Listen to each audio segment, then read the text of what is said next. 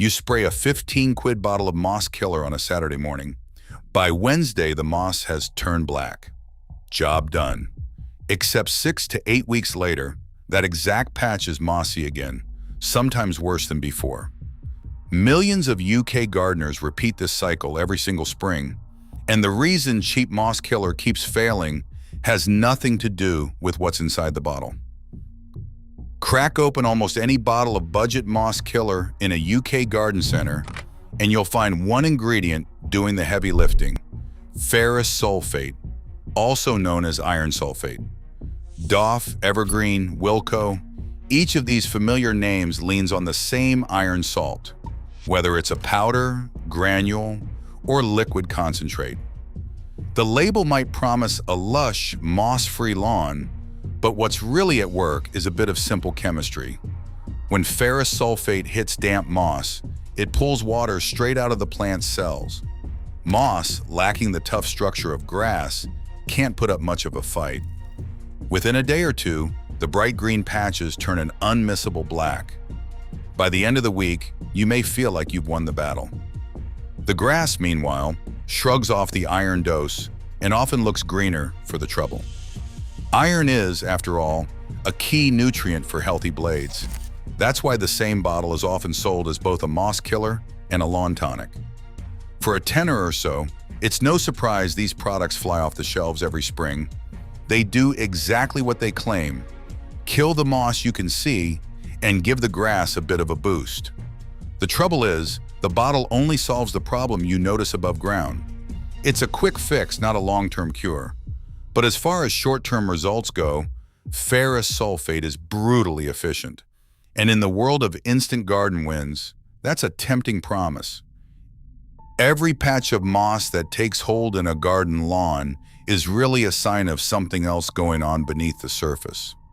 Moss isn't a criminal mastermind plotting against your grass. It's an opportunist. It moves in where the turf is already struggling, where the grass is thin, patchy, or just a bit worn out from last summer's barbecues. If the lawn is dense and healthy, moss has little chance to get a foothold. But give it a bare patch, some compacted soil, or a spot that stays damp and shady, and it will make itself right at home. That's why spraying moss killer, even when it works exactly as promised, doesn't actually change the odds. The blackened moss may disappear, but the conditions that let it thrive are still waiting underneath. Compacted soil, poor drainage, or acidic ground, these are the real open doors for moss. The grass doesn't magically get stronger just because the moss is gone. In fact, with the moss cleared away, the lawn can look deceptively bare, leaving even more room for the next wave of spores drifting in from a neighbor's roof or a passing breeze. It's a bit like painting over damp patches in the hallway. The wall might look better for a while, but unless you fix the leak, the stains will be back. The same goes for lawns.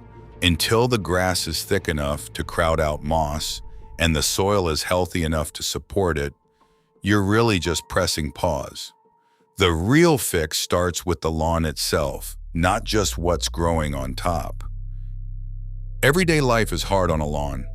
Children running laps, dogs chasing after balls, and the mower tracing the same lines week after week. Each of these presses the soil a little tighter. Over time, all that foot traffic and wheel weight compresses the earth beneath the grass, squeezing out the gaps where air and water ought to move freely. What's left is a dense, heavy surface that holds onto rainwater and leaves precious little room for roots to breathe.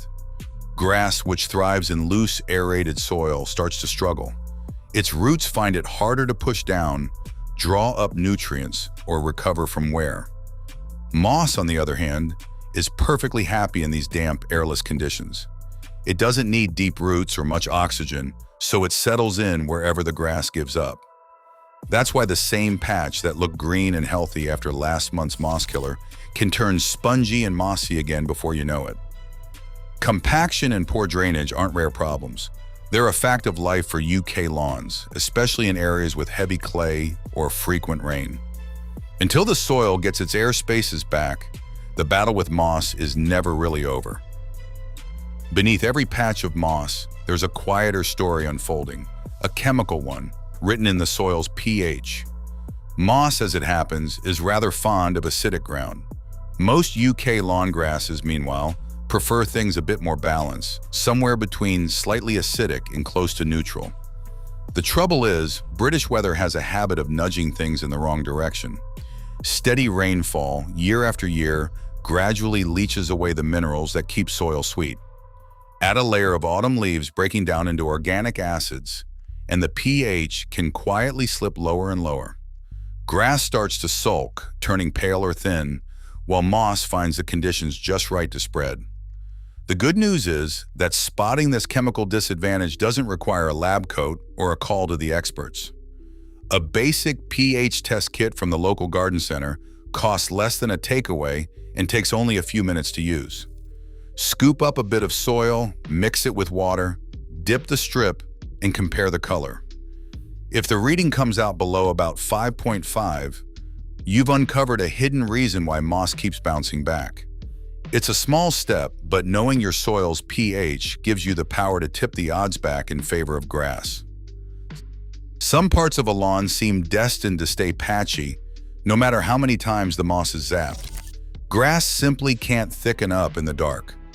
Under a heavy tree canopy or beside a north-facing fence, sunlight barely reaches the blades. Without strong, direct light, grass loses its edge, literally. It grows sparse and leggy, leaving open ground where moss can slip in and take over.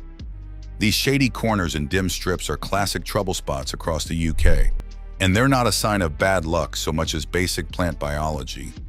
But even the best-kept lawn can't control what blows in from next door. Moss has a trick up its sleeve. Microscopic spores, produced in their millions, drift on every breeze. They settle on damp soil, fences, rooftops, and patio stones. If the conditions are right, cool, moist, and shaded, those spores spring to life in as little as a week or two. Clearing away old moss doesn't sterilize the patch. As long as the grass stays weak and the light stays low, new arrivals will keep finding a foothold. It's not a mystery, and it's not a curse. It's just how moss operates, quietly filling in wherever the grass can't hold its ground. A spade or garden fork might not look like the hero of the story, but aeration is where real change begins. Pressing those tines into the lawn, whether with a hollow tine tool or just steady footwork and a fork, reopens the ground and lets air and water reach the roots again. For heavy clay, which is common from Yorkshire to the southeast, a solid tine aerator paired with a sharp sand top dressing works wonders. The sand fills the holes, breaking up the density and helping water drain away instead of pooling. Next comes scarifying, dragging out the moss debris and old thatch that has been smothering the grass. The lawn might look a bit rough at this point, but that is exactly what you want. Open ground, ready to be claimed by something better. That is where overseeding steps in. Empty patches get a fresh start with new grass seed, and in shady corners, a shade-tolerant mix gives the best chance of thick, lasting cover. With a bit of raking and a light watering, those bare spots become grass again. Not a welcome mat for the next wave of moss. This is not a magic trick, but it is the closest thing to a permanent fix most gardens will ever see.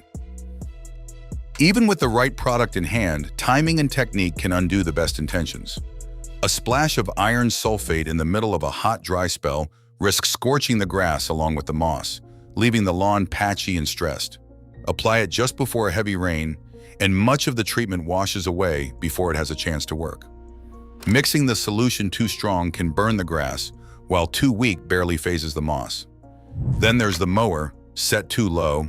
It scalps the grass, opening up the soil and making it easier for moss to creep back in. A higher blade in spring or autumn helps the grass recover and crowd out invaders, but that's rarely spelled out on the bottle. Most people aren't careless. They've simply been handed quick fix instructions that skip the details. The result is a lawn that never quite gets ahead, always recovering, never thriving. A quick splash of moss killer won't change what's lurking under your grass. This year, aerate and overseed before you reach for another bottle. Your lawn will thank you. Is your patch shaded, compacted, or just plain soggy? Share your own moss battles in the comments below.